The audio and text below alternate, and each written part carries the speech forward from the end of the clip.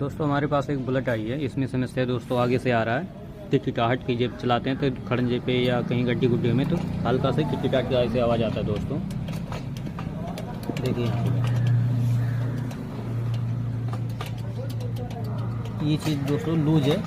यहाँ पे कोई स्प्रिंग या कुछ भी हम लगाएंगे जुगाड़ लगा के अभी आपको इस वीडियो में दिखाएंगे। दोस्तों देखिए यहाँ से आवाज़ आ रहा है दोस्तों चलाते समय। देखिए दोस्तों यहाँ से जो डिस्पैच लगा हुआ है, देखिए दोस्तों इसमें जगह हो जाता है, यहाँ से घिस जाता है दोस्तों। यहाँ जब ऊपर जहाँ फिट है यहाँ पे घिस जाता है, यहाँ से आवाज़ आने लगती है। इसमें हम दोस्तों भी जुगाड़ लगाएंगे। अभी आपको दिखा रहा हूँ, खोलने के बाद देखिए दोस्तों इसमें एक स्प्रिंग लगा दीजिएगा आप। देखिए इसमें स्प्रिंग लगा दीजिएगा, थोड़ा सा इधर उधर टाइट रहेगा बीच में, फिर जो है जंपिंग नहीं होने देगा दोस्तों, तो आवाज़ नहीं आएगा। ठीक है दोस्तों, स्प्रिंग लगा दीजिएगा। ये आपके पास हो तो जुगाड़ लगा दीजिएगा।